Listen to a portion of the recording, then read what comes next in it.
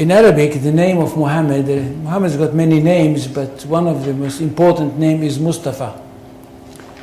Mustafa in Arabic means he who was selected.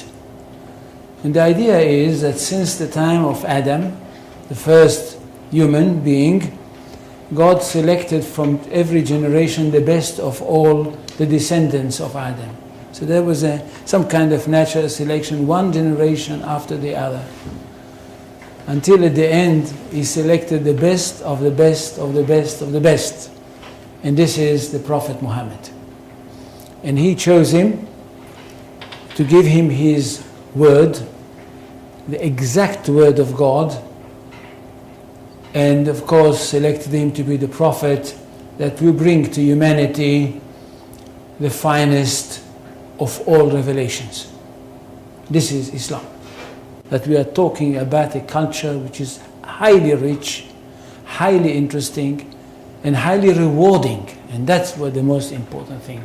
It's highly rewarding because it basically, for the ordinary person, it's a very, very simple religion. I'm not talking about philosophers, I'm not talking about academicians, I'm not talking about the great theologians, I'm talking about the simple person for whom Islam is the most rewarding of all religions. At the end of the story, if he is a good Muslim, and he dies, he is going to go straight into paradise, and paradise is described in the most colorful way possible in the Quran. And for this reason, I think we should speak about Islam with great respect. And not just, as I can hear some people say, well, it's Islam, it's nothing. No, it's not. And it's not a simple thing that a person like me and others like me in the academy, in fact, dedicated their life for the studying of this culture. Now, Islam is not a religion in the ordinary, simple way of thinking. Islam is a culture which comprises everything. And most of all, it is a culture based on revelation, and it is a culture which is based on a legal system. It is basically a legal system. It is a legal system which comprises everything. It comprises the life of the individual, it comprises the life of the society, it comprises the state. That's one thing. Secondly, it is a world religion. It's not like Judaism, which is not a world religion. It is connected with the chosen people and it's only for them.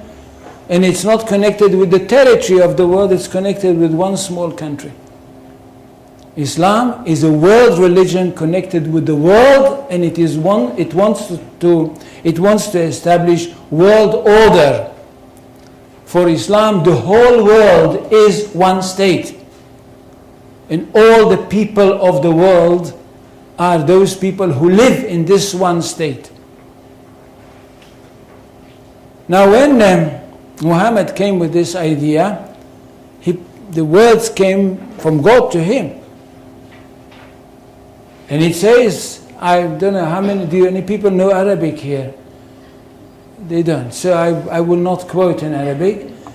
In Surah 61, verses 11-13, we hear that God sent Muhammad with the true religion, with the right message, with the right path, in order that it should overcome all the other religions. Which means that there is only one truth.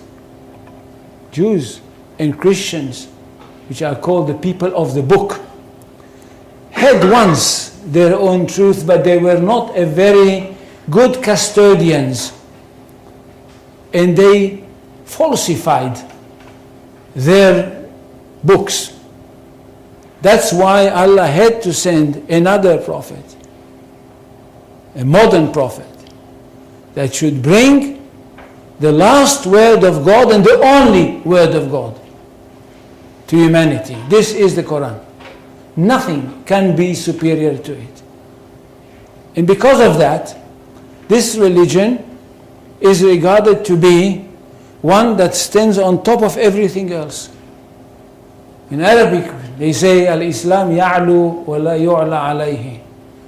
Islam is superior, nothing can be superior to it.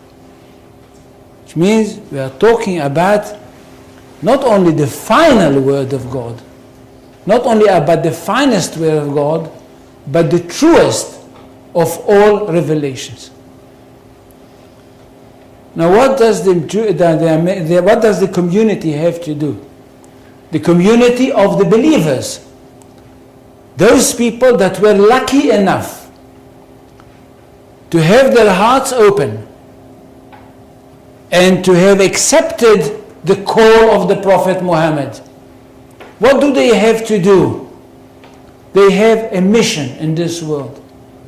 To bring the word of God to the whole universe, or if you want, to the whole of this planet.